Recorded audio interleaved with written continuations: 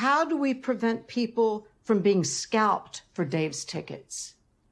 I promise you, nobody is going to get scalped for Dave's tickets. That's great.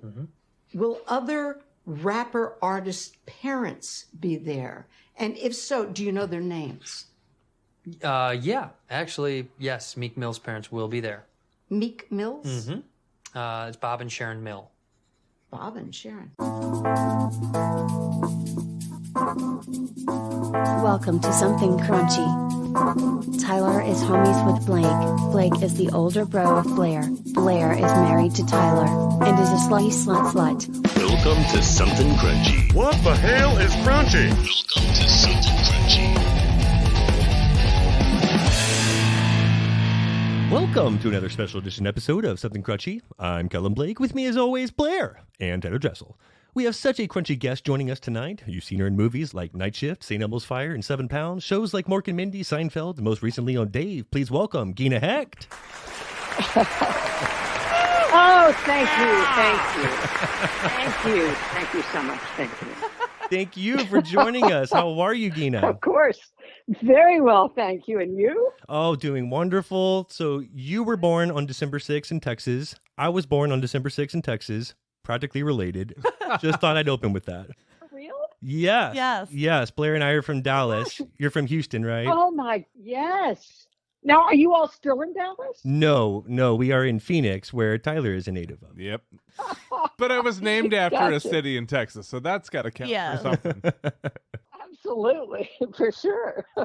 Well, we are very excited to have you on. I want to start with Dave. This is one of our favorite shows. We talk about it all the time, and you are fantastic Same. at playing Dave's mom, Carol. We love your Yes. character.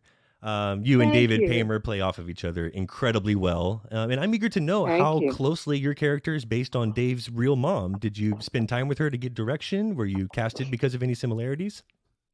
Well, I haven't spent a lot of time with her. I met her after the first year's premiere. Oh, okay. I talked to her briefly. I'd love to sit down and talk with her, though.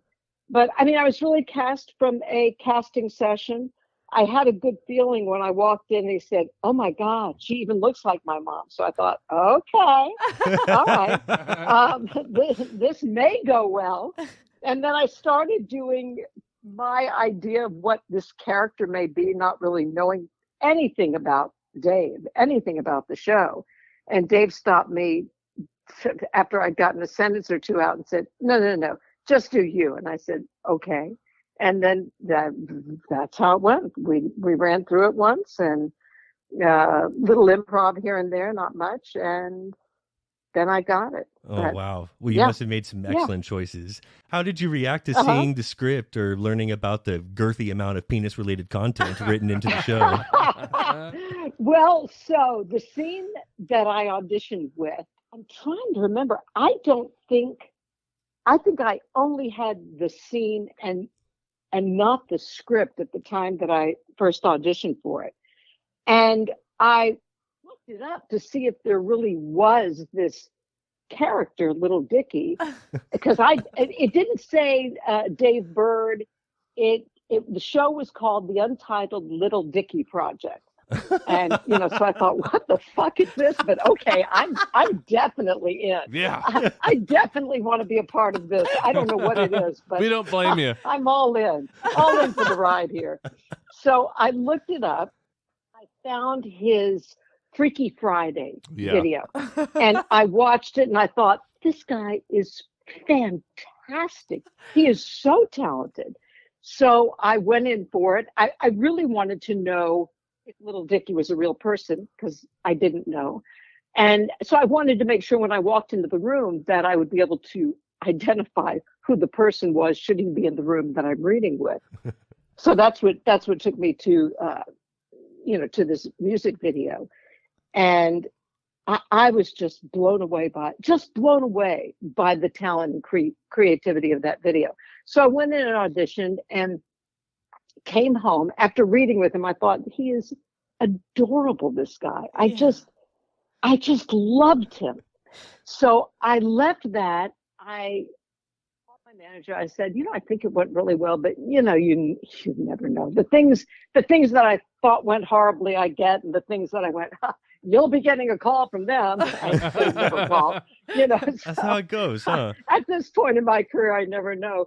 But I went home and looked up more of his stuff and watched another music video or two, and I just thought, please God, let me get this. So in fact, I did, and I called my daughter, and I've got 2 daughters, and I called Maggie and Bailey, and I called Bailey, who I guess at the time was maybe 23, 24, and I said, Bailey, you've got to look at this video. You've got to look at this guy. His rapper name is Lil Dicky, and he's got 500,000 views on YouTube for this music video he made.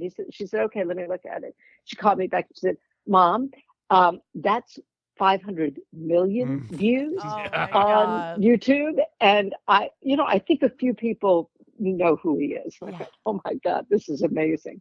So that was a short story. No, that was the long story of how I got it. I'm trying to think of how many mothers were the ones that showed that to their daughters instead of the other way around.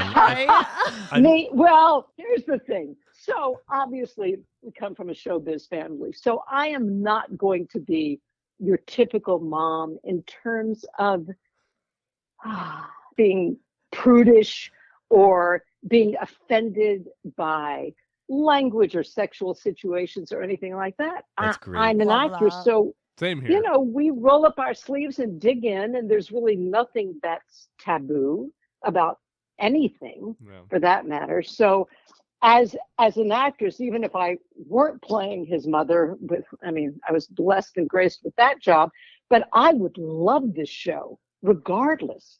Do you and your husband watch it? Oh my God. Watch Dave? Yes. Who is it watching? Yes. And let me tell you something. I will go back and rewatch an episode that I'm not in, that I thought was I think they're all good, but that I thought was a particularly good episode. I've watched the season finale of season 2 maybe 3 times. It's incredible. It is it's such a great episode. Both of the finales are incredible, but that one I've seen so many times. Blake turned me onto that episode and made me watch it. Same, yes. Yeah, I love that one. And the episode that led up to it, Enlighten Dave, I thought was brilliant. Just brilliant. It looked like from the moment it started, just the cinematography, I felt like I was watching a feature film. It was so gorgeous. It was so beautifully done. That was directed by, is it Kitao Sakurai, I think. And he is just, they get great directors on this. Just great. No, they do. And hopefully you were as inspired by the milking table as Blair and Tyler were here. I thought that was so fucking funny. I thought it was so great. And when Andrew, Mike, the character Mike, pulls into that garage at the end of that episode, I was screaming. It was so funny. And I have to tell my friends and, my sister, who's 14 and a half years older than I am, and I said, okay, so you always want to know when I'm on something. I'm on something, and I will just tell you now, you should probably take a Valium and a glass of wine before you sit down and watch this, because it's not for her, for sure, and probably for not most people my age, but like I said, I'm not most people, and I am not offended by any of it. And do you know who wrote that joke? Do you know who wrote that scene out? Was that Andrew and Dave, or was no, I'm sure it was the writers. I don't have that particular script in front of me, but Jeff Schaefer and I'm trying to think who may have written that particular. I don't know if it was Salad and Peterson. I don't know. We have so many great writers on the show. I'm not sure who wrote that particular episode. The writing is fantastic, and I love that you brought up the season 2 finale. Let's talk about GaTa for a moment. He is one of our favorites on the show. Yeah. He's Dave's hype man in real life, and I'm blown away by the fact that he's never acted before this series. I haven't heard one negative thing about GaTa. What has been your experience working with him, and do you believe he can go places with his acting outside of the show? Oh, well, I'd love to make a joke saying, you know, oh my God, I hate him. But I mean, I can't even make You that can't joke. even make the joke. He's so great. He's so great. When I sat down and we did a table read of the pilot before we shot it. And I had never met anyone other than Dave. And I'm trying to think of Saladin Patterson, one of the producers and head writers. Jeff Schaefer I knew, but not really well, but I knew him. And we sat down and did this table read, and GaTa was there, and I just thought, who's this guy? Who is this fabulous guy? So I met him. I said hi. I went home. I immediately looked him up on IMDb. Couldn't find him. I just couldn't. I looked up Deviante. I looked up everything I could find, and he was nowhere. So then I shot. I'm trying to remember if I had shot my scene. We just had one scene in the pilot in the car. But then I said to Dave, I said, let me come and read for you off camera the telephone call. Because I know that Dave wasn't primarily an actor. He's this rapper and he's this and he's very talented. But, you know, I didn't know how many things he had shot and done. So I said, let me come and do this off camera. It might be helpful instead of just having a script supervisor read the dialogue of our phone conversation. Let me come and read it for you. He said, oh my God, would you do that? I said, are you kidding? Please let me do it. So I showed up and GaTa showed up, and I walked up and I said, GaTa, I went to look you up on IMDb, and he interrupted me and said, yeah, no, I'm not an actor. And I went, of course you're an actor. What do you mean you're not an actor? And he said, Amazing. no, he said, you know, I'm just doing me. And I said, no, you're not. I said, come on, you also read, I'm trying to think who was the rapper. It may have been YG, I'm not sure, but there was supposed to be a rapper in that show who wasn't there for the table read, and GaTa read him. But he didn't read him as GaTa. He had a different character for this rapper. And I said, what you just did in the table read? He said, yeah, but you know, that's what I do. And I said, come on. I said, listen to me. I could put you in a suit and tie, and you could be some very cool stockbroker on Wall Street or something. And he paused and looked at me and he went, yeah, I could. I love him so much. He said, I know. So I feel like I was one of the first people. I will take credit for being one of the first people to say, no, baby, this isn't just you. You got something. You are really, really talented. I'm so glad you said that. Definitely think he has the chops. He resonates with all audiences. Absolutely. And you know, my friends and other people that come up to me, they certainly talk about Dave because people love Dave, but boy, they talk about GaTa and how much they love him and how much they love that fabulous scene. I think it was in episode 5 of season 1 in the studio, in the recording studio, and he talks about his bipolar disorder. And it was, I mean, I don't need to tell you how great it was. So good. You know, amazing. How's your heart? I'm glad you bring that up. We had on Jarvis Yeah. George a few weeks ago, who also appeared on Dave, and he had a really interesting take on GaTa. He said if you remove the hip hop culture out of the show, GaTa is basically the George Costanza character in reference to his anxiety. Being George Costanza's therapist, I'm wondering if you could speak to that. Oh, that's so interesting. I do not see that at all. I mean, I don't see George Costanza as being bipolar at all. I would not say Neurotic, that is, but no, not bipolar. Yes. But I mean, he doesn't have the depth to be bipolar. I mean, Right. You know, I mean, bipolar, you just feel things so deeply. You feel the highs so high and the lows so low. And George Costanza is just a whirling dervish, I feel. He just, you know, I don't know. I'd have to ask Jason to see if he agreed with me. But I mean, I don't think he would say, yeah, George was bipolar. I'm pretty sure he wouldn't. No, I don't think Jason's character of George and GaTa's real life, situation really have anything in common. No. And you and Jason Alexander are close. You're both big poker players as well. This is cool. Well, I'm a big poker player, and Jason plays poker.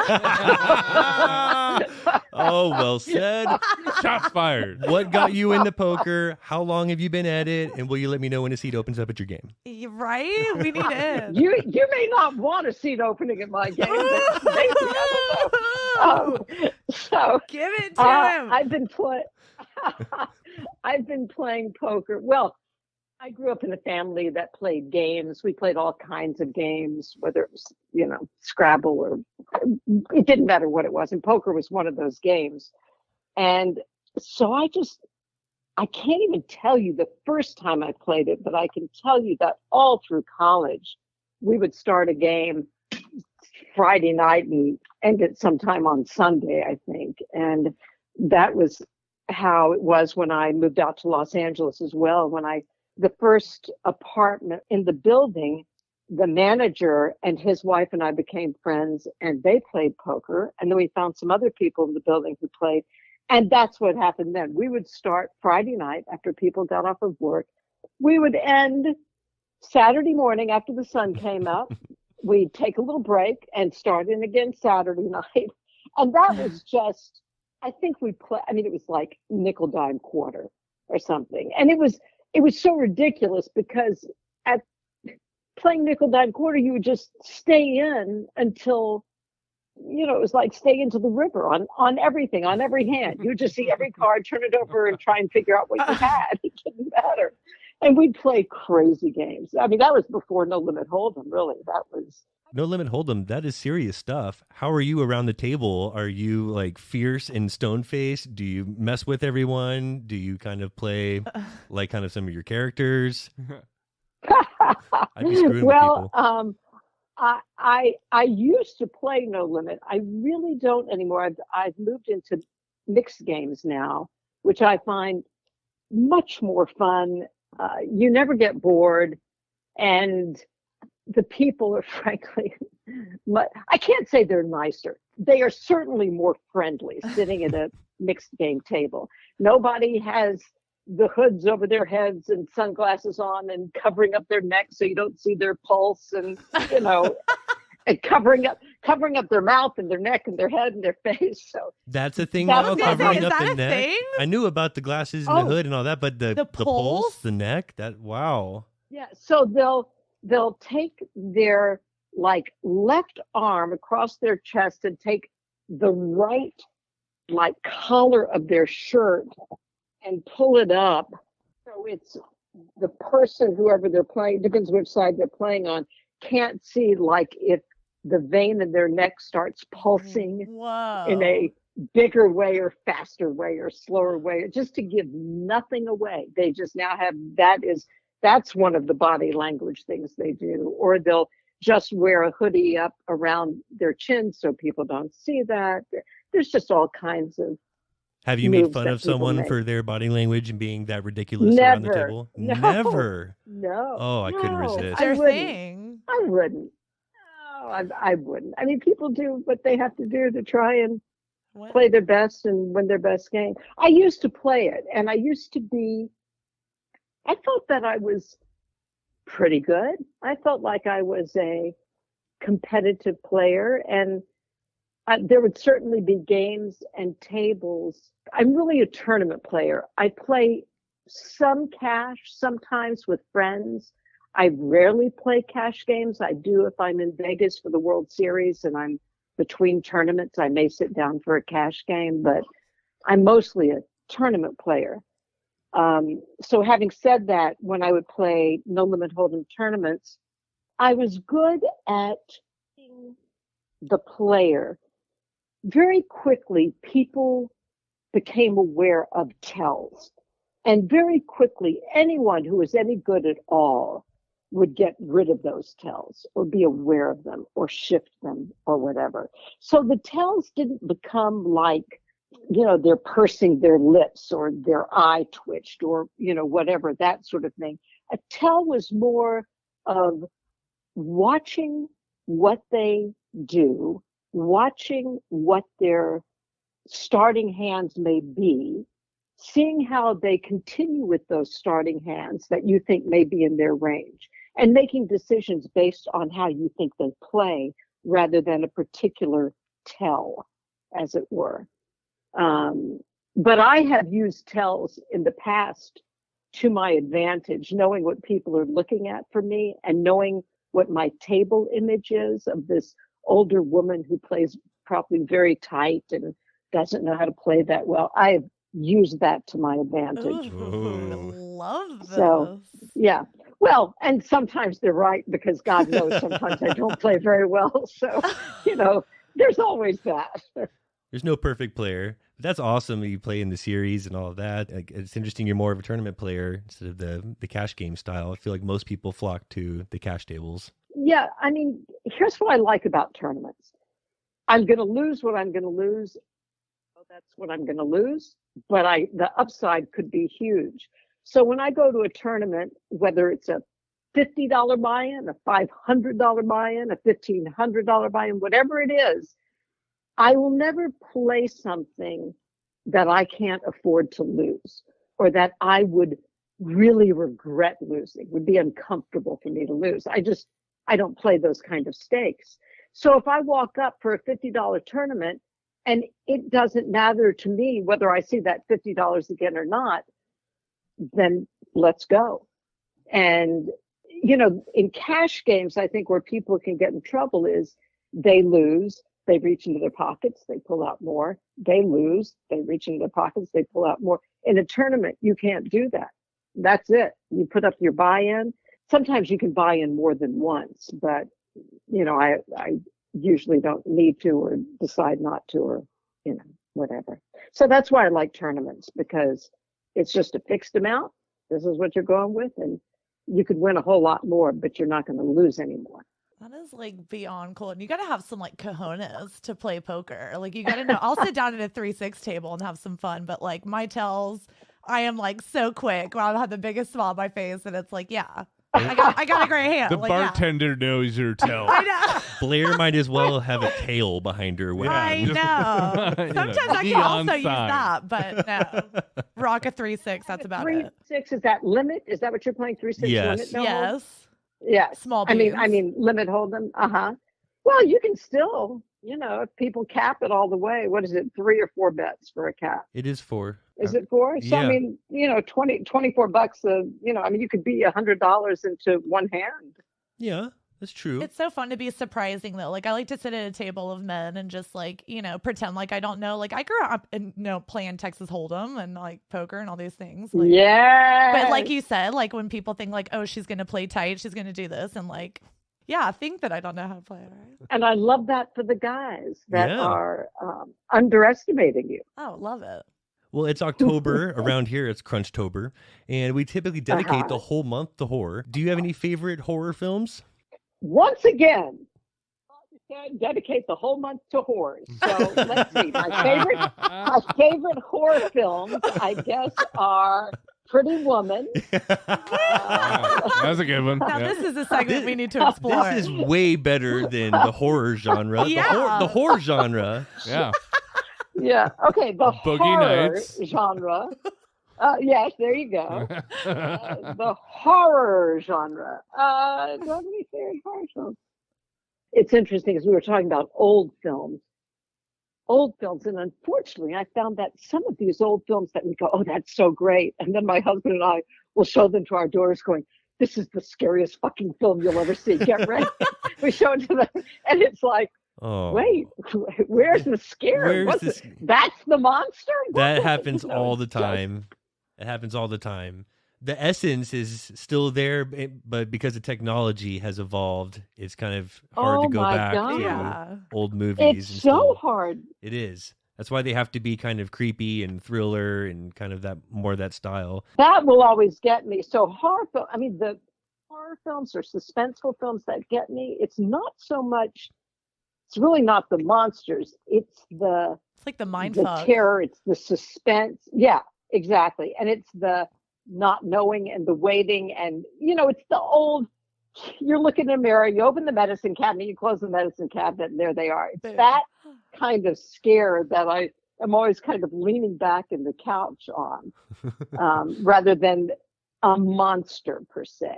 It's that tense, the tension that they can build. Can you see yourself playing any roles in today's horror or these Ryan Murphy shows like American Horror Story or Dahmer? Well, American Horror Story is so character driven that, yes, please, Ryan Murphy. So for sure that it's interesting because I'll get auditions occasionally for a horror film. Rarely, because it's just really not my casting, but every once in a while. And I'll look at it and I'll see if I can find anything. And then ultimately I call my manager and go, come on. I mean, come on. Tell me. I mean, there's no way, right? There's no way that I should be even putting down an audition for this, because this audition will live out there in the world. If I put this down, someone's going to find this audition and go, my God, how bad could someone be? I didn't realize it was possible to act this badly. So oftentimes I just take myself out of the possibility for casting. Steer away from the genre. It makes sense. I could definitely see American Horror Story though, with Dandy, like one of those. Yeah, I could see that. Yeah, I could see that. Well, we like to play a game on every episode and try to come up with a little something for each guest. We got a quality game for Gina. Super easy. Oh my gosh. Super easy. Okay. As you know, there's several of your fellow actors who have spent time around a poker table playing at a high level like you. And there's also several who have spent time in the adult entertainment industry. If you'll indulge us, I'd like to give you a couple names and you just tell us porn or poker. I expect you to be pretty good at this. Fun. Oh, dear God. I wonder how many people I will offend tonight. Let's go. Tee it up. All right. First one. James Woods. Oh. No, Jimmy is actually a friend. Poker. Poker is correct. Think about him in a porn for a second. See, I knew she's going to be good at this. She's going to say, yeah, these are my friends. I play with these guys. And I've porned with these guys. You just at least have to imagine them in a porn for a moment while we go through the game, which is always great.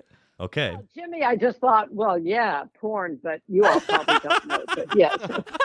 Yeah. No, porn for sure. Porn for sure. Well, Blair found out doing some homework that he's porn ready. Sure, Stunt cocking. I couldn't say. I couldn't say. That's her friend. All right, next one. David Duchovny. Oh, wow. Well, that's very interesting. Oh. Wow, I have a feeling he's played poker, but I'm going to say, I know this is crazy, I'm going to say porn. She's correct with porn. Oh, my God. I would have said porn, too. 66 episodes of Red Shoe Diaries would have him qualify for porn. Whoa, 66 shows? Get it, David. Wow. Okay. You're on a roll. I like winning. She's killing it. Jackie Chan. No way was he in a porn. I wouldn't think so, but no I help, do Blair. not think of him. No, I know, but I don't think I know him from the poker world at all. I don't She's recall using process of elimination. I love it. bringing up his. I love this little laughter in the back. But just that devilish little thing. Okay, I'm gonna go. I know this is crazy. I'm gonna go. Comedy porn? I'm going to go for... Comedy porn is correct. No, are you serious? 1970s Hong Kong comedy porn, to be specific. Oh my God, that's amazing. Wow. Is this for real? For real. I'm going to have to check it out. It was called like All in the Family or something like that, but it is 1970s Hong Kong comedy porn. That is correct. I see it because... You were thinking it. I couldn't say it. All I could do was laugh. That was your stumper. That was the one that you were just never supposed to get in a million years. I know, but here's the thing. Here's what I think I know. I think I've heard of so many names that are either in poker or I played with them. So if I haven't heard of him in poker, I'm just going to guess the porn, but I don't know. It's a great Do you have more? Or was that Good it? strategy. All right, no, we got to stump you on one. All right, I'm going to give you two more. Brad Garrett. 100%. Oh, she said poker. Okay. 100%. Yep. You cut out for a second. We didn't hear your answer. Oh, I did. Oh, yeah, poker, 100%. 100%. See, I could see him in a porn. That he's like a It's like nice 7 big foot tall. tree. Yeah, to climb. He's a thick tree. Is that what you just called him, Blair? You're a big tree too, babe. I know, but come on. You called him a thick tree. You never called me a thick tree. Poker, yeah. Let me just chime in with Blair. I'm seeing him in porn, but I have seen him in poker. So Not the only one. All right. Wishful thinking, huh, Blair? Last one, and she's 4 for 4. She is killing it at porn or poker. She's rocking this. Wow. Sylvester Stallone. I have never heard of him playing poker ever. Not even at celebrity tournaments, so I'm going with porn. But 5 for 5. This is our first guest to come on and have a perfect answer. 5 for 5? How does it feel? Wow. That is very impressive. Gina, okay, so She's first, obviously a winner. She's a champion here. she really got into that. And Sylvester, that was supposed to stump you because he was in a good poker movie called Shade. It wasn't a good poker movie. He was in a poker movie called Shade. There you go. That's better. But he was also in The Party at Kitty and Studs from 1970, which would qualify as a porn. Yeah, I could see it. Hence, Italian Stallion. Oh, see, it all makes sense. 5 for 5. You are our first guest to come on and get all questions right in the game. What? Yes. Crunchy trophy coming your way. Yes, that's it's the Jackie Chan that was supposed to prevent you from allowing that to happen. You get an Instagram shout out for something crunchy. Congratulations. I can't believe this. I am so excited. I feel like I should go buy a lottery ticket. You're a winner. But I actually don't gamble, believe it or not. I play poker, but I don't wager any bets. I can relate to that. No, I know what I know what you mean by that. Gambling or playing poker is just like showing up for a paycheck. Gambling is like you don't know if you're coming out of there with any money. Yeah, way different. Here's the thing. I mean, this is people don't understand, but truly poker players, I mean, there are plenty of poker players who are gamblers, but I know many poker players who don't gamble at all. And the difference is with poker, you are making informed decisions about information you have. When you gamble, like if you pick up the dice and roll, at a craps table, Luck of the dice. you have to put up your money before you roll. In poker, I have information before I put up my money. Strategy. So that's the difference. On all these prop bets, on all the bets at the casinos, on all the table games, you need to make a wager before you have any information. And that's really the definition, I feel, between gambling and making a wager in poker, because it's an educated decision. And some people are better than others at that. True. Well, before we let you go, any new and exciting projects or updates on season 3 of Dave? No updates on season 3. I actually go back to shooting this coming week. I think they started last week. Very excited to get back to it. Yeah. I love everyone there so much. Let me think, anything else coming up? I got busy, very busy with all of a sudden 3 projects on top of each other. What were they? I did an episode. I don't know if you all know this show, but they are so good. This episode of Tacoma FD. Do you know this show? Yes, Broken Lizard. The same people that did Super Troopers and all of those. At least there's a couple of the actors from there. I don't know if it's like the Broken Lizard writing team. Those are the guys. Yeah, that's a funny show. They were so great to work. It was so much fun. It was ridiculous. It was just a great amount of fun. So I did that, and I shot a film. It's like a Christmas film, but for Jews. So it's some sort of Hanukkah Christmas movie, Hallmark Christmas movie for Hanukkah. That's awesome. that I shot. There needs to be more of those. It was really a lot of fun. It needs to be done. I know. You don't see that on the Hallmark Channel near enough. You really don't. I don't know why, but that's true. I think it'll make Howard Stern very happy. Yeah, I think it would. Yeah. Right? He likes all those Hallmark movies, which always just floors me when I hear him talking about it. I think, Howard Stern, really? You're a Hallmark movie guy? Okay. He's a Hallmark guy. I know. So I did that, and then my daughter shot a film. Anyway. Well, Dave and Tacoma FD. Yeah, that's a lot of fun stuff going on. That's pretty exciting. And Dave, will that come out probably first of the year, you imagine? I'm trying to think of the timeline and how it came out last season, because we're kind of shooting in the same timeline. And I don't know if I don't think it'll be the first of the year. I think that's too soon, but maybe spring, maybe March. Yes. Do you know when last season started airing? Oh, I think it was around summertime or just before summertime. Yeah, I think so. It may have been even May. Yeah. April. I don't know, because right. I think they're going to plan on shooting this through November and maybe the 1st of December. So then you've got all those shows that, have to get edited and sound and color correction, music and all of that. And our fearless leader, Mr. Burd, sees all of that. That's so awesome. Everything, he is there, whether he's in the scene or not. He watches every single thing, and he oversees every element of production in this show. I love hearing that. That's what it's all about. And at one point he was so burned out, and I said, can't you possibly let someone cut this and then you watch it? And he really says no. And it's not, I was going to say it's not about being a control freak. Maybe it is, but where that control freak comes from is that everything that got him to where he is now, he oversaw every aspect of. So all his music videos, everything he did, his songs, his music, his everything, it's all him.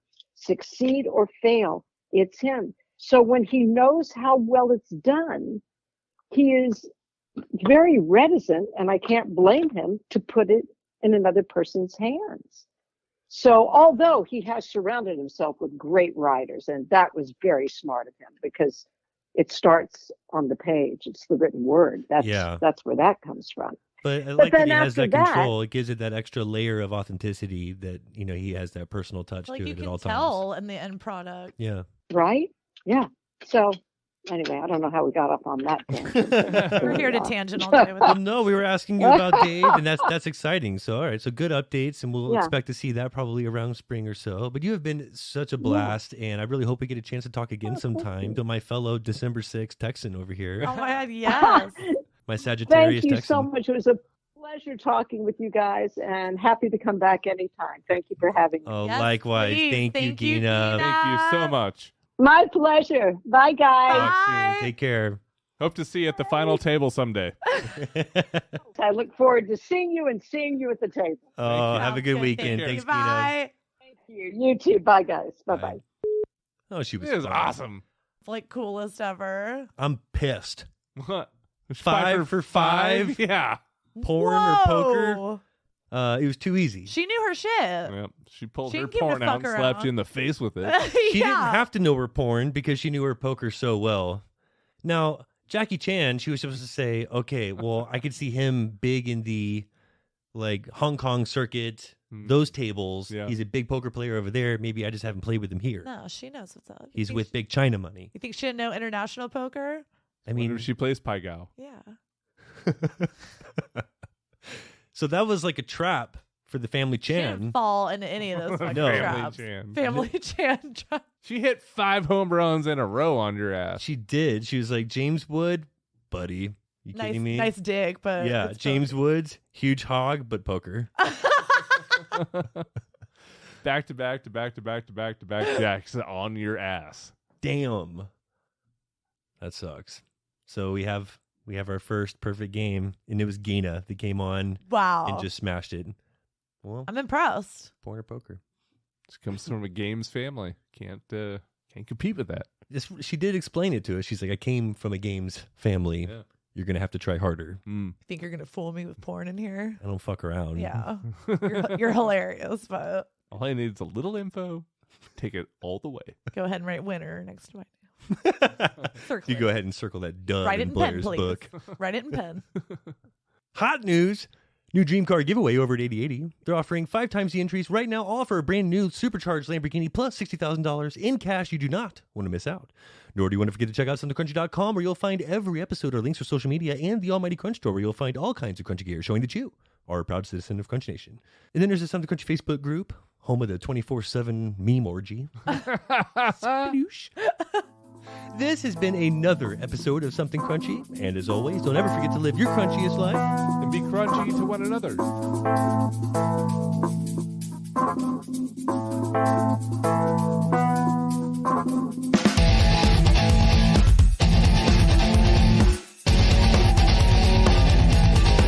Please don't forget to subscribe, like, follow, and all that crunchy good shit.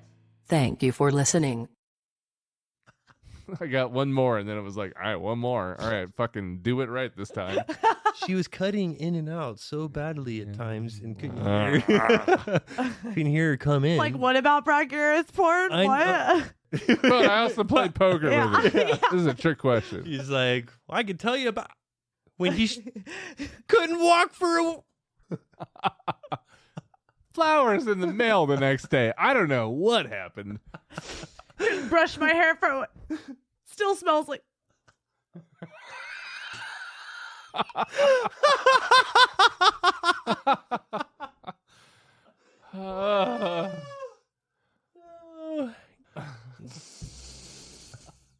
She did not. Family Chan gets me every time. But don't worry, Geeneth, because after that, Sylvester Stallone, you're supposed to fall into that, make him think of poker because of the movie. Can't say Geeneth.